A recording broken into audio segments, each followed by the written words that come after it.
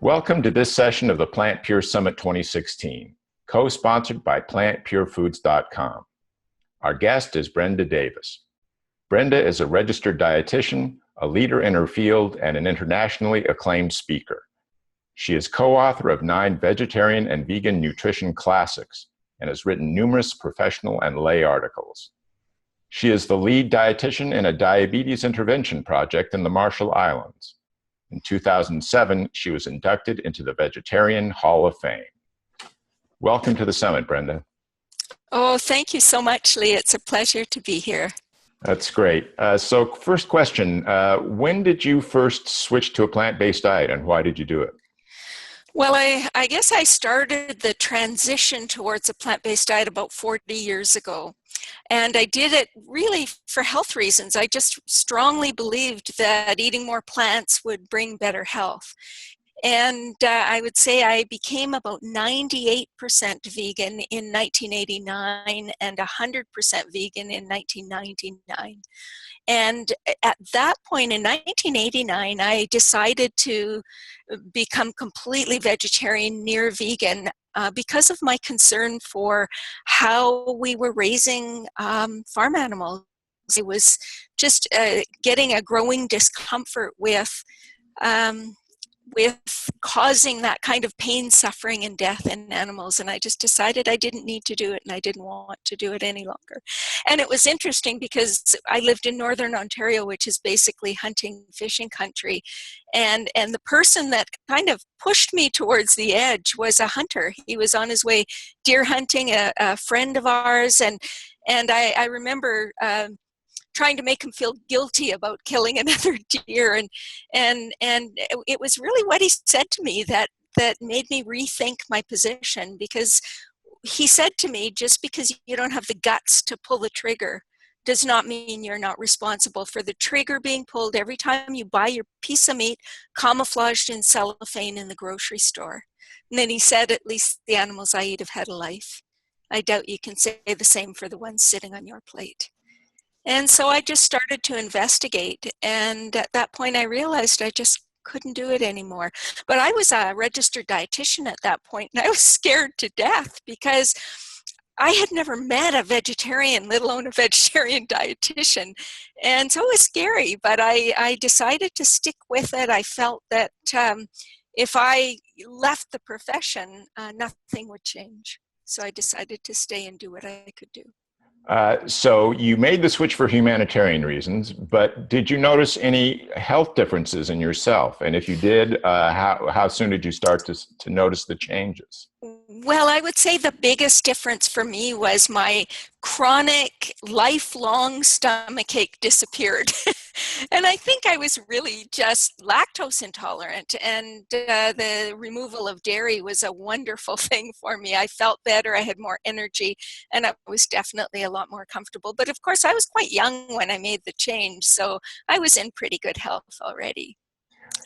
Okay, so you didn't notice a whole lot of stuff, but I mean, that's enough. It is.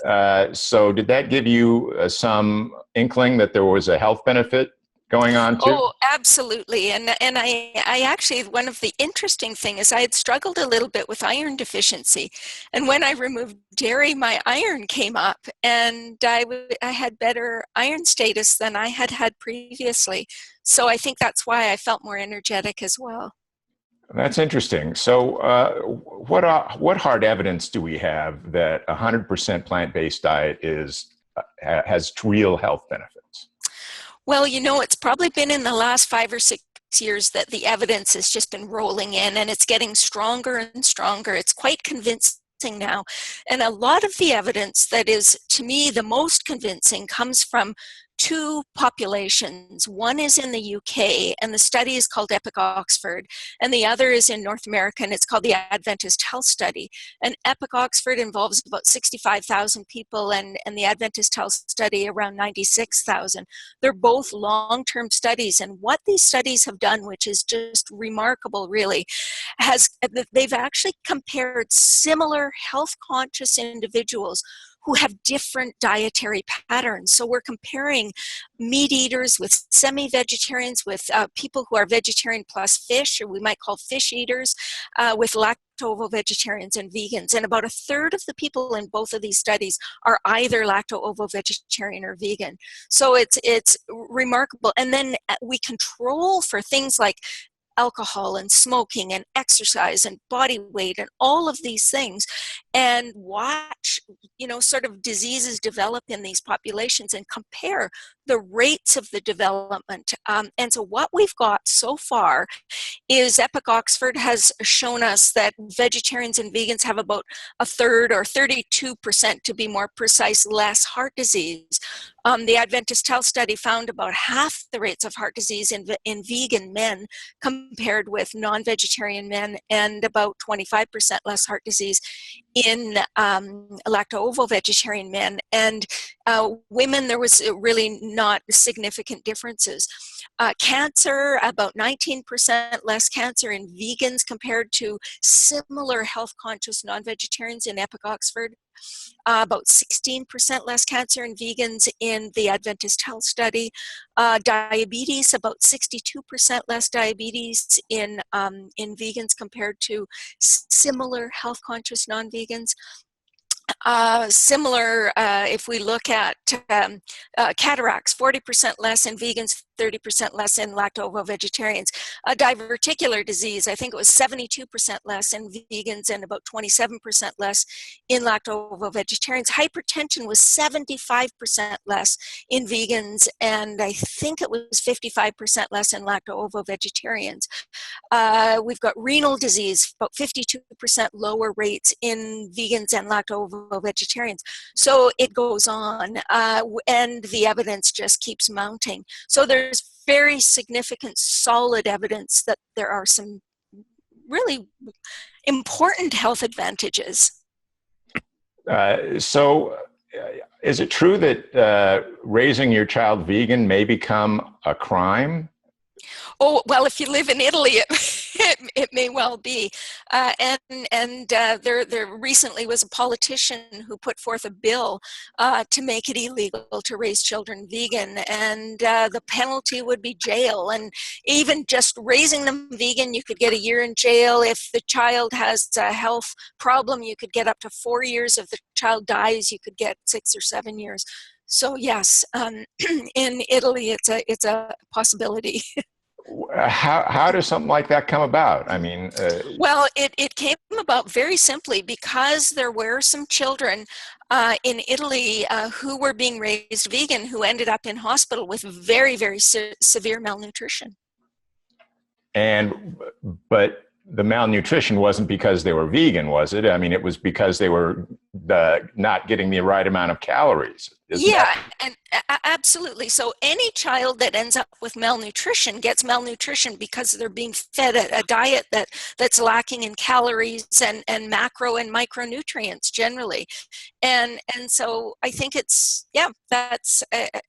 they were being fed inadequate diets. And I think the reason in Italy for that is basically that there are a couple of, and I don't know details about it, but I have heard through the grapevine that there are some of the leading vegan advocates there who are promoting diets that are really suboptimal, and so that's the concern. And to me, I believe strongly that the health professionals in Italy have a responsibility to counter the misinformation with reliable information. Instead of saying don't eat vegan, they should be saying here's how you eat vegan properly, and make sure that they set up some guidelines that will not result in malnourished children. There are inadequate omnivorous diets and there are inadequate vegan diets. Whether they're omnivorous or vegan doesn't determine how well they will support human health. So are there any nutrients that are lacking in a 100% plant-based diet? Well, there can be, and so it again depends on how you put that diet together. So the nutrient of greatest concern for vegans is vitamin B12, and the reason is simple.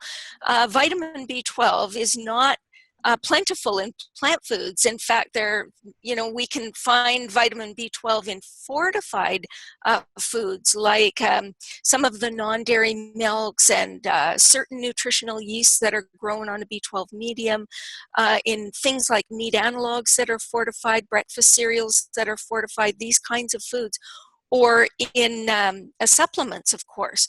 But we can't rely on whole plant foods for B12. And so people eating a whole food plant-based diet need to figure out where they're going to get their B12 from. And if they choose supplements, you're looking at 1,000 micrograms 2 or 3 times a week is usually sufficient. And if you're relying on fortified foods, you probably need to eat 2 or 3 fortified foods a day to get what you need. So for people that are doing a mix of both, you can do fortified foods, if you're even doing them once a day, and then have a supplement maybe once a week, and that would cover you.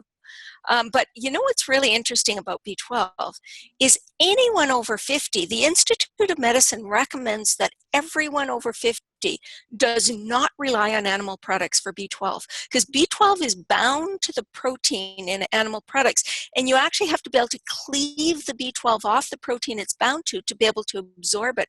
And as you age, your ability to do that diminishes as the enzymes that perform that function are reduced and the acid in the stomach is reduced. So the Institute of Medicine says everyone over 50 needs to rely on the exact same sources that vegans rely on for vitamin B12. And in some ways, responsible vegans will end up with better B12 status than meat eaters who don't realize they need alternative sources of B12 after 50. Interesting. And then the other nutrients that are potentially of concern are vitamin D for people living in northern climates or who just don't get enough sun exposure, and possibly iodine for people who don't use iodized salt and don't use seaweed, so they need to ensure a source. And other nutrients can be a problem if you're not putting the diet together well, but generally other nutrients are fairly easily obtained on a plant-based diet. What about the people who say you need to eat fish to get your omega-3 fatty acids? Well, the funny thing about that is fish don't even make the long-chain omega-3 fatty acids, EPA and DHA. They're actually made by plants. And the only reason fish get them is because they've eaten somewhere along the food chain little fish that, that have consumed this microalgae. And so we're actually growing microalgae on, that's completely suitable for vegans. It's plant source. So there are a couple of ways vegans can get omega-3 fatty acids. They can get them from omega-3 rich plant foods like chia seeds and flax seeds and hemp seeds and walnuts, or they can get them from the preformed, the cultured EPA and DHA. Now, if you get them from plants, your body has to convert them to the more biologically active long-chain omega-3s, the EPA and DHA. And some people don't do that very efficiently. So they may be well advised to take a supplement once or twice a week, and that will sort of top them up even if they're eating plenty of flax seeds. What about the old protein question? Oh, well, the old protein question is a question we've all been asked: where on earth do you get your protein if you don't consume animals? And one of the things I like to remind people of is the biggest, strongest animals on the planet are predominantly vegetarian or exclusively vegetarian. And so if these big, huge elephants and giraffes and so forth can get enough protein from plants, us puny human beings probably can too. And if you look up, vegan bodybuilders and all of that, you can see vegans that have huge muscles on purely plants. But of course, where we get our protein is from protein-rich plant foods like legumes. A lot of people don't realize legumes and non-starchy vegetables, about 20 to 40% of their calories come from protein. And so a lot of people don't realize that, but it's really not that difficult. So if you're eating legumes and you're consuming some nuts and seeds and whole grains and so forth, you get enough calories, you're going to get enough protein. The only way of really blowing it with protein is, number one, not to get enough calories. So somebody with anorexia nervosa, or somebody who's very ill and not eating enough food. Most North Americans don't have to worry about getting enough calories. And then the other way is by eating mostly junk food, where you're eating just a ton of sugar and oil and, French fries and soda pop. You might not get enough protein.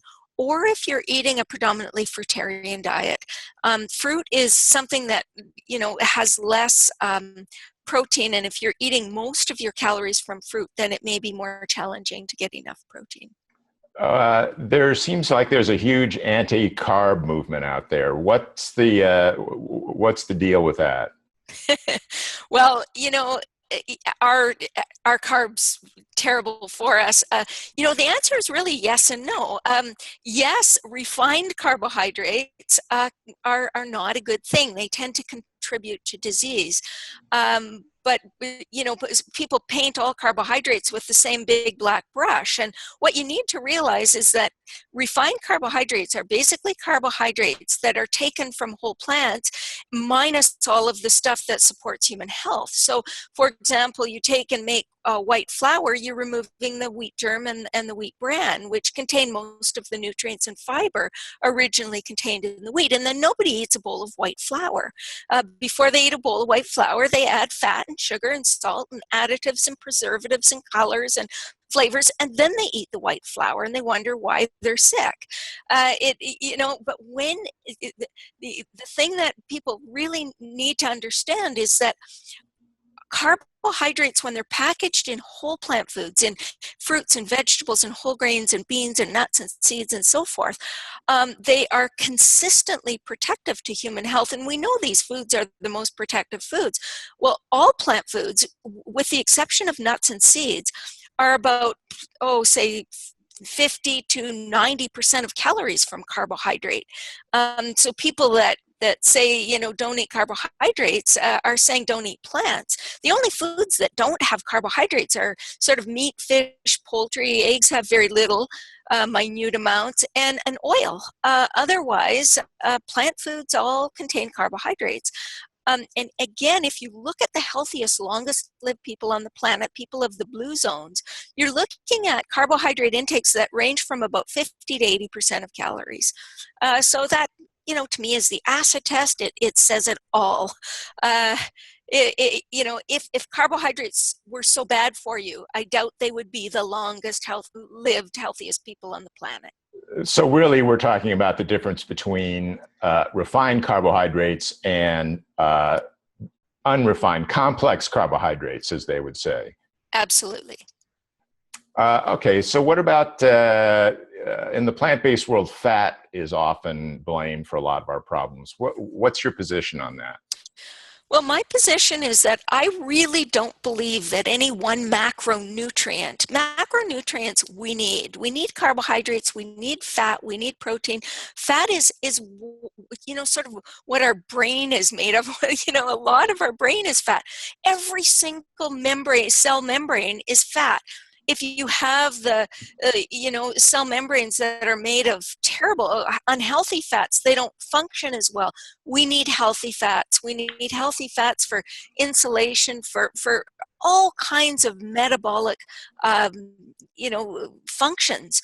And so fat is not in of itself bad. It's like carbohydrates. It's where the fat comes from. It's the sources of macronutrients that matter rather than the macronutrients themselves. And again, if you look at blue zones, you see fat intake ranging from about 10% of calories to about 40% of calories. And all of these people seem to do very well with widely divergent intakes of total fat. So to me, the goal should not be so much, get rid of fat, but rather make sure that the fat you're consuming is healthy. And the healthiest sources of fats are whole plant foods like nuts and seeds and avocados and olives and these whole plant foods. Oils, to me, oils are a little bit like sugars. Sugars are the refined carbohydrates, oils are the refined fats. And although I have to say, I think oils have more redeeming value than sugars, because oils provide some vitamin E, they provide some essential fat, it can provide some essential fatty acids. They help us to absorb fat-soluble nutrients. So if they're high quality, they would be, better than a high quality sugar in some respects. But that having been said, you get a lot more value by getting your fat from foods that contain a lot of nutrients, protein and carbohydrate and micronutrients, vitamins and minerals and phytochemicals. So nuts and seeds are a much better choice than nut and seed oils. Okay. What about soy? Some people think soy is a dangerous food. What's your thing on that? I find it quite disturbing because you can trace almost all of the negative press about soy back to the West NA Price Foundation and foundations that are promoting a very meat-heavy, 50% fat kind of diet, 20% saturated fat diet, and they're convincing vegetarians to eliminate soy. And I think what they're doing in the process is convincing vegetarians to eliminate a wonderful source of protein and a wonderful source of nutrients and a source that is of value for people throughout the life cycle. What we know about soy is soy reduces risk of prostate cancer, it reduces risk of breast cancer, it reduces risk of heart disease, it reduces possibly symptoms of menopause. If you replace meat with soy, you reduce your risk of kidney disease. It does all sorts of good things. But again and again in the blue zones, if you look, we've got 5 blue zones. 2 of the 5 blue zones consume 2 or so servings of soy a day. So that tells us something. If soy was poison, again, they wouldn't be the longest lived, healthiest people on the planet. So what I would say about soy is if you like soy, you don't have to consume soy. Soy is similar to other legumes, except it's lower in carbohydrates, a little higher in fat, a little higher in protein, but it provides many of the same health advantages as other legumes. But what you need to know is much of the soy that's consumed in North America is very highly processed. And so when you're choosing soy, you want to choose sort of less processed soy, like tofu and tempeh and edamame and soybeans. These are good sources, and organic soy milk would be a reasonable choice. And you want to moderate your intake because soy does contain, isoflavones like genistein and daidzein, which you want to have sort of moderate intake of. And so you would look at maybe 2 or 3 servings a day for an adult and maybe just 1 or 2 servings a day for a child. But overall, I think, soy can be a very positive, very beneficial part of a plant-based diet. So what are the biggest mistakes people make who transition to a 100% plant-based diet? Well, I think we see mistakes at both, sort of at 2 ends of the vegan spectrum. One end, people who switch from meat and potatoes to pasta and bagels. They're switching from a North American sort of meat and potato diet to a vegan refined carbohydrate diet. Huge mistake. You will not enjoy health advantages by switching from meat and potatoes to pasta and bagels. At least in my view, I think you need to be switching to a diet that's more nutrient dense and that contains whole food carbohydrates. So that's really important. And then at the other end of the spectrum are people that get quite rigid in their vegan dietary patterns and eliminate more foods than they need to eliminate. And so they risk B12 deficiency, they risk vitamin D deficiency and so forth. So, and we see this with people that may be doing an extreme raw diet where it's mostly fruit or something like that. So, those to me are the two biggest mistakes. Junk food and too restrictive. So tell us about your work in the Marshall Islands. This sounds really interesting, actually. Well, it is, and I was invited to be part of a research project in the Marshall Islands in 2006. And for those that aren't familiar with the Marshall Islands, they're about halfway between Hawaii and Australia. And they are, it's about 60,000 people, tiny little islands. They were actually used as atomic bomb testing grounds after the Second World War. And the people there are beautiful, beautiful people. I love them. They have among the highest rates of diabetes on the planet, and the highest death rates from diabetes. And what's interesting is 70 years ago, diabetes was pretty much unheard of in the Marshall Islands. People were physically active, they lived off the land, and they didn't have a lot of chronic disease at all. Today, people in the Marshall Islands live off processed foods. And, a lot of people would say, why don't they just go back to their traditional diet? And the reason is that we've got an island, for example, the island of Majuro, that might support 500 or 1,000 people, and there are now 30,000 people there. So they have to import food, but they're importing food that's killing them instead of importing food that would support health. And the foods they're importing are non-perishable, cheap, processed foods. So they're living on, Spam and, barbecued meats and the parts of the animals we don't want, like turkey tails and things like that, and white sticky rice, and they wash it down with a drink called luau. And the number one ingredient of luau is high fructose corn syrup. And the favorite snack of the children is ramen noodles with Kool-Aid powder sprinkled on top. It's unbelievable. They live on, breakfast is donuts and coffee for the adults, and then lunch and dinner are white sticky rice and meat. And, I couldn't design a diet to induce diabetes more effectively than the diet the Marshallese people have adopted. And so we went in to do a lifestyle intervention project where we had a control group. We actually did 5 overlapping cohorts with control group and intervention group. And the results were really quite remarkable. Within the first 2 weeks, blood glucose levels on average dropped about 75 milligrams per deciliter, and at 12 weeks, about 50 milligrams per deciliter. A1C dropped at 12 weeks about 2 points. Our markers of inflammation, CRP, dropped dramatically, and people had to go off medications. They did very well. The problem in a place like the Marshall Islands, where it's a very, very much a community-oriented culture, it's hard to do your own thing there. People share everything. And so in order for there to be a change that affects the whole population, it needs to be adopted by everyone.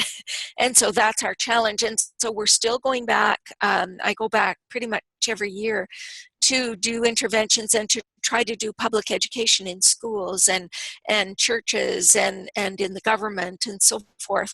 And so we're continuing to plug away and continuing to see progress. When we first arrived in the Marshall Islands, people wouldn't take a taxi or wouldn't walk because it was a sign that you were too poor to take a taxi, and a taxi only cost 25 cents or 50 cents. And so everybody, even going a couple blocks, took a taxi. And now you see walkathons and people understanding they're out at 5 a.m. doing their walking. And it's just a wonderful thing to see. The offerings at the grocery store are much better than they were when we first arrived.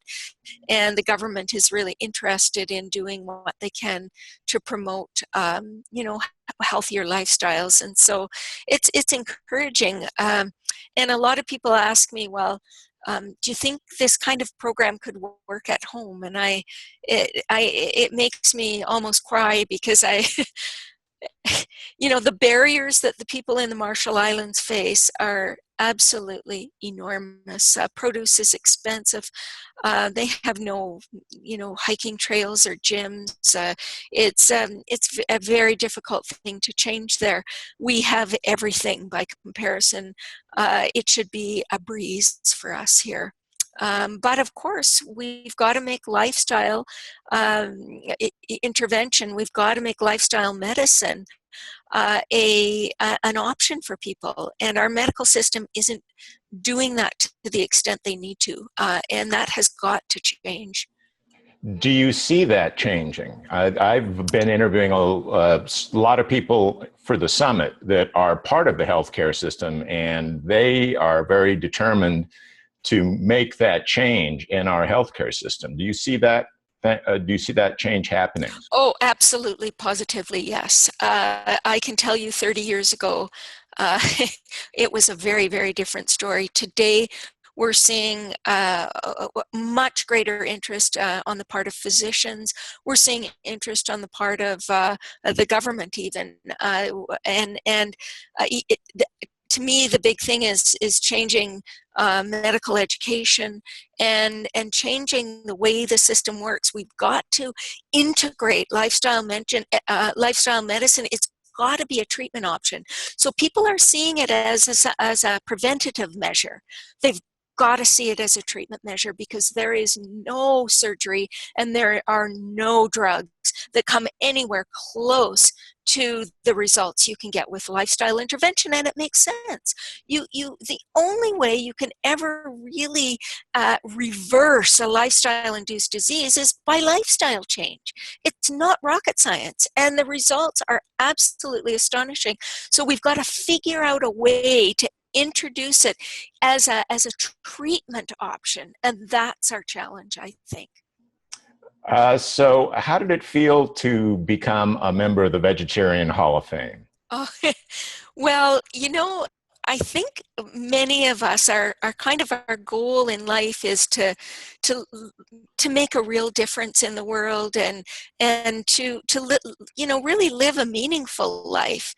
And for me, being inducted into the Vegetarian Hall of Fame was sort of saying you're getting there. And it was really the greatest honor that I've ever received. So it was a very special moment for me. Did you get a trophy, or did you get anything like free vegetables for life at this store? No, it's a plaque, and a clock with a sort of plaque underneath, and it was really a very, very lovely. It's only one person that's inducted a year, so it's a wonderful honor. That's great. Where is the Vegetarian Hall of Fame? Well, the Vegetarian Hall of Fame is something that was started by the North American Vegetarian Society, and the award is given at the annual Summerfest. So that's kind of where it all happens. And I think probably many of the people you're interviewing have been inducted, like Michael Clapper and Colin Campbell and Caldwell Esselstyn and so forth. So how long has that association been around? How long has the Hall of Fame been around? Oh, I would say probably about 25 years, and I'm guessing, but I think they're probably close to 25 inductees now. That's still that's a pretty exclusive club. That's pretty cool.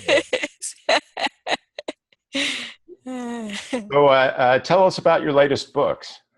Well, the latest books are Becoming Vegan Express Edition and Becoming Vegan Comprehensive Edition. And these books are really the vegan nutrition guidebooks. And so the Express Edition was really written for the general public, it's sort of a lay audience book. And the Comprehensive Edition was written for health professionals and people just wanting more information. It includes, many, many pages of references. It's about 600 pages long. So the two books are similar in their information, but just a little different in their presentation. And both books, the Express Edition came out in 2013, the Comprehensive in 2014, and the Express Edition won the Canada Book Award, and it was a finalist in the Book of the Year Award. It received honorable mention, and then the Comprehensive Edition was one of the top 10 in the Real Book of the Year Awards as well. So, oh, that's great! You're just winning awards all over the place. Well, and the thing that people need to know about these books is they walk you through the sort of diet and disease material. They walk you through every nutrient that you're interested in, from protein, fat, carbohydrate, all of the vitamins and minerals, what you need to know, sort of answering every question you might have. Then it goes through the life cycle from infancy to seniors, and through underweight, overweight, eating disorders, sports nutrition. We really try to cover our bases and help people to design diets that really work. Because to me, when a person doesn't do well on a vegan diet or a plant-based diet, they become an ex-vegan or an ex-plant-based diet person. And they become often are, advocates against the diet. Or if they continue along, they become exhibit number one for why you shouldn't become vegan because they're so unhealthy. So part of what I've really wanted to do with my career is to make sure that anyone who wants to be vegan can do so in optimal health. And to me, that's just hugely important. People need to take some responsibility for making sure their diet's well planned, but I really want to help them do that. So what was your first book, and what made you decide to write it? Oh, our first book was Becoming Vegetarian in 1994. And what made us decide, there were three of us on that book, my long-term writing partner, Visanto Molina, myself, and another dietitian by the name of Victoria Harrison. We went to the Second International Congress on Vegetarian Nutrition it was in Arlington, Virginia, so Washington, and just outside of Washington, D.C. And we just became inspired. We knew there really wasn't a book that was kind of a reliable vegetarian nutrition book for that was written by dietitians. So we just decided to, come up with a little proposal. We sent it to two publishers, and they both fought over us, offering us, the royalties or bigger advances or whatever. We couldn't believe it. And within 6 months of publishing, it was a national bestseller. And then it was translated into all kinds of languages and did very, very well. It was just the right time, and it was needed. And the dairy industry, a fascinating story. But we called it Becoming Vegetarian, but we were really promoting a more vegan diet. And we had a whole chapter called Without Dairy, how to put together a healthy plant-based diet without dairy products. And the dairy industry wrote a 45-page rebuttal against the book. They took out a full-page ad in our national dietetic journal against us and our book. And it was quite an interesting deal. It scared them. Well, yeah, it sure did scare him, and I'll bet it actually boosted sales of the book. Oh, I think so, because it became quite a controversy, and we were really the first dietitians in Canada, for sure, to say that you could survive without dairy, and it was just like we had broken a cardinal rule of dietetics. So it was quite an interesting journey. I hope you saved a copy of that ad somewhere. Oh, absolutely. And I wrote a 45-page rebuttal to their 45-page rebuttal. Their rebuttal started out that if people did what these dietitians are saying that we should do, they would be eating less ruminant fat, which means they would be eating more polyunsaturated fat, which would increase risk of cancer. It was that funny. And I, it was it sort of gave me heart failure at first, but then I realized that this was really quite an opportunity for us, and dietitians were coming on side with us because when they read the rebuttal, they realized how poorly thought out it actually was. And so I think it ended up being a very good thing. I'll bet their rebuttal was written by some advertising executive or some PR person in the... No, it was actually written by the lead dietitian for the Dairy Bureau of Canada. You're kidding. No. And her colleagues, of course, in the Dairy Bureau. Wow. Well, anyway, that's a great story. I really got to say, that's a great story. It is something I would be happy with if it had happened to me. And I wish you had a copy of the ad that you yeah. was, they called us irresponsible dietitians. You irresponsible dietitian, you. Exactly. So. I have to tell you something, Lee, because this is really fascinating. There is an award by Dietitians of Canada called the Riley Jeffs Memorial Lecture Award, which is the highest honor bestowed by Dietitians of Canada. Myself and 2 other dietitians nominated my writing partner, Vasanto, who's now in her mid-70s, for this award, and she got it this year.